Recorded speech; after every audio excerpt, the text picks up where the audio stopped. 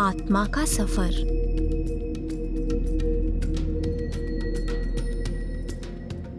बहुत पहले, बिल्कुल शुरू में, समय के शुरू से भी पहले केवल परमात्मा था।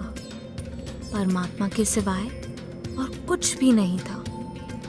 तब न आकाश था, न ग्रह, न ही सूर्य, चांद और सितारे। न इंसान था, न पशु, न पक्षी, न पेड़।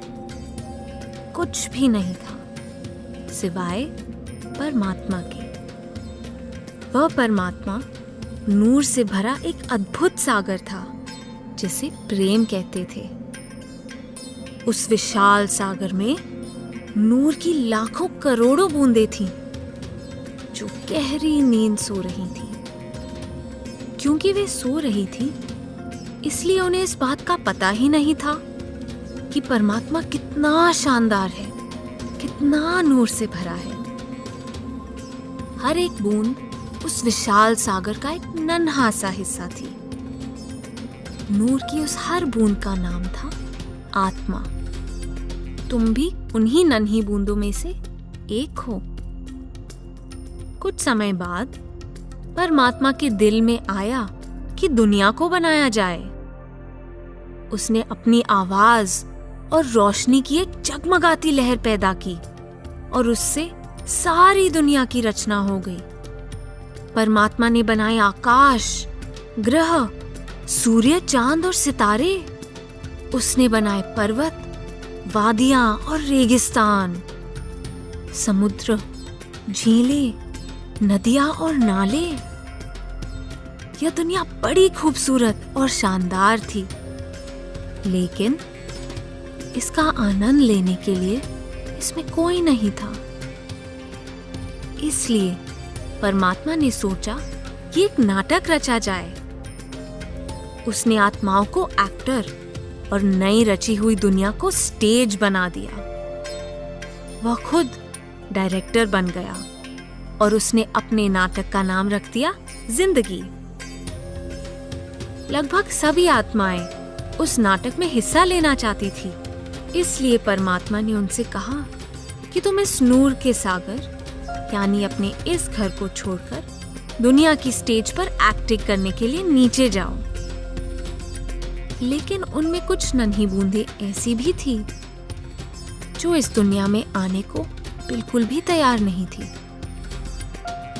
वे परमात्मा के साथ अपने घर में ही रहना चाहती थी।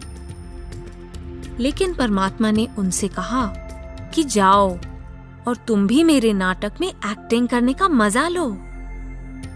तब परमात्मा ने हर उस आत्मा पर मोहर लगा दी जो उसके साथ ही रहना चाहती थी और उनसे वादा किया कि एक दिन वे उन्हें वापस अपने पास उनके असली घर बुला लेगा। परमात्मा ने बाकी आत्माओं से भी कहा कि अगर वे भी कभी घर लौटना चाहें तो परमात्मा उन पर भी मोहर लगा देगा और अपनी दया मेहर से वापस घर पहुंचने में उनकी भी मदद करेगा। और वही हुआ। परमात्मा के कहने पर सभी नन्ही बूंदों ने अपना असली घर छोड़ दिया। कई शानदार और अद्भुत मंडलों में से होती हुई आखिर में वे इस दुनिया की स्टेज पर उतरी। ये वही स्टेज है जहां आज हम रह रहे हैं। नाटक अब शुरू होने ही वाला था। परमात्मा ने हर आत्मा को एक पोशाक पहना दी ताकि नूर की हर नन्ही बूंद उसके नाटक जिंदगी में अपना रोल निभाने के लिए तैयार हो जाए। आत्मा की इस पोशाक को शरीर कहते हैं। धरती पर हर आत्मा ने शरीर की ये पोशाक पहनी हुई है।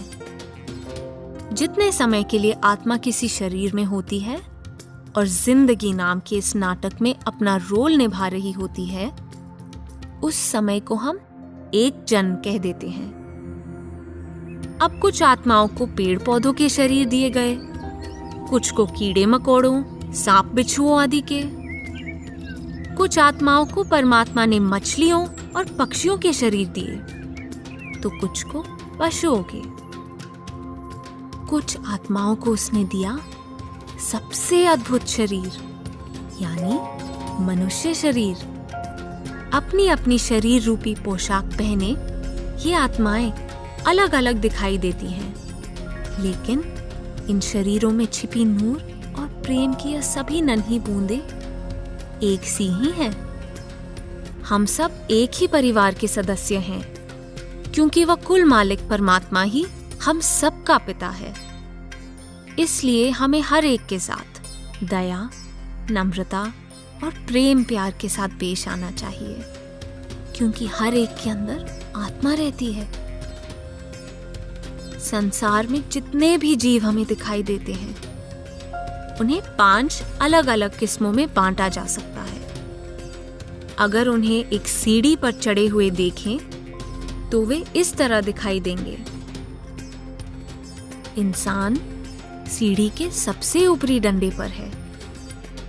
इसका कारण है कि हमें इस बात की समझ है कि हम आत्माएं हैं, नूर के उस सागर की बूंदें हैं, केवल इस जिंदगी के नाटक के एक्टर नहीं।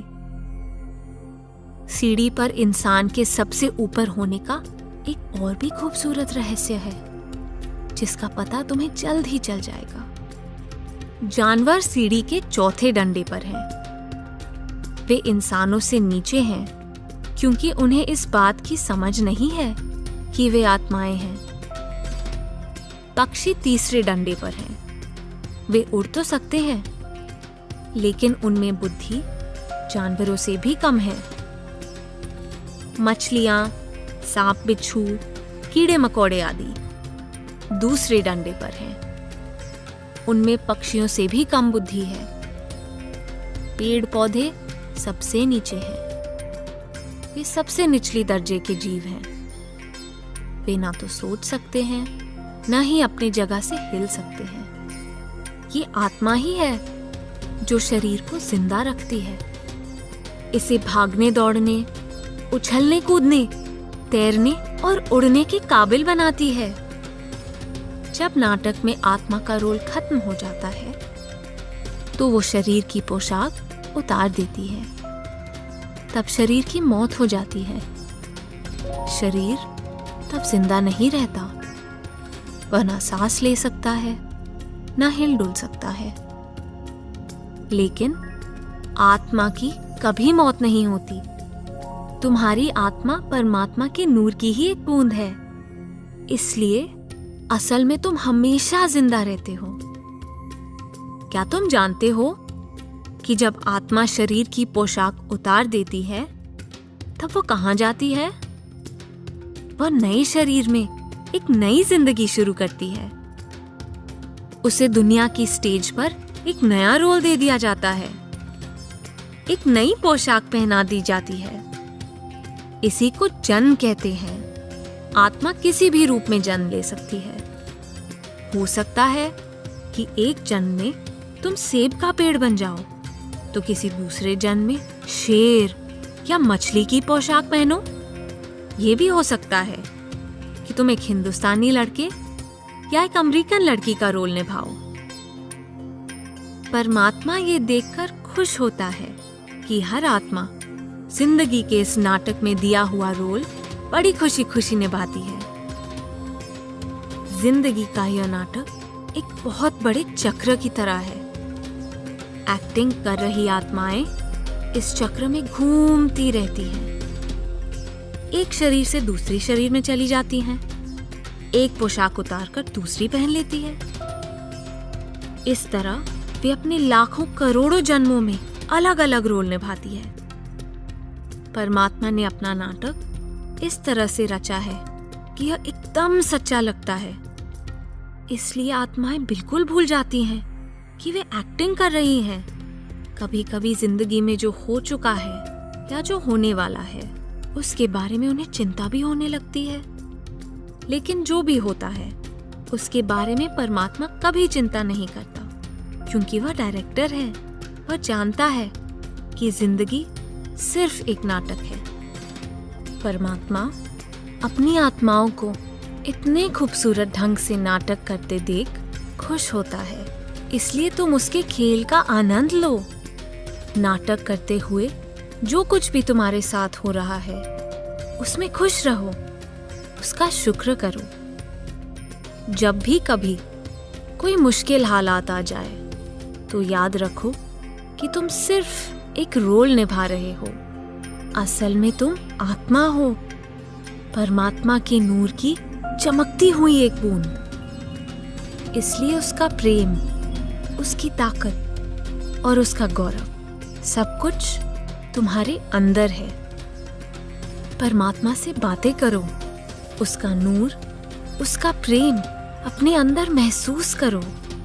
ऐसा महसूस करो कि वह तुम्हें नाटक में अपना रोल अच्छी तरह से निभाने के लिए पूरी हिम्मत दे रहा है।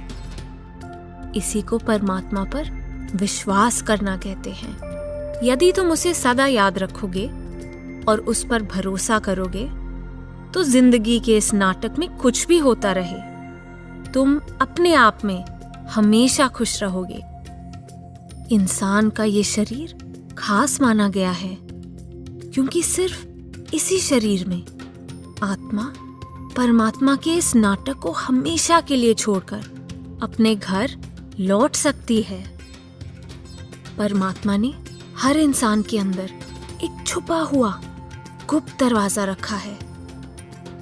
ये दरवाजा एक गुप्त रास्ते की ओर खुलता है जिस पर चलकर आत्मा कई अद्भुत मंडलों में से होती हुई नूर की सागर यानी परमात्मा तक पहुंच सकती है। जब परमात्मा चाहता है कि कोई आत्मा घर लौट आए तो वो इसके अंदर गहरे अकेलेपन की भावना जगा देता है और उसे ऐसा लगता है जैसे उसका कुछ खो गया हो। ये परमात्मा का आत्मा को याद दिलाने का एक निराला ढंग है कि उसका असली घर ये दुनिया में नहीं बल्कि नूर का वह सागर है।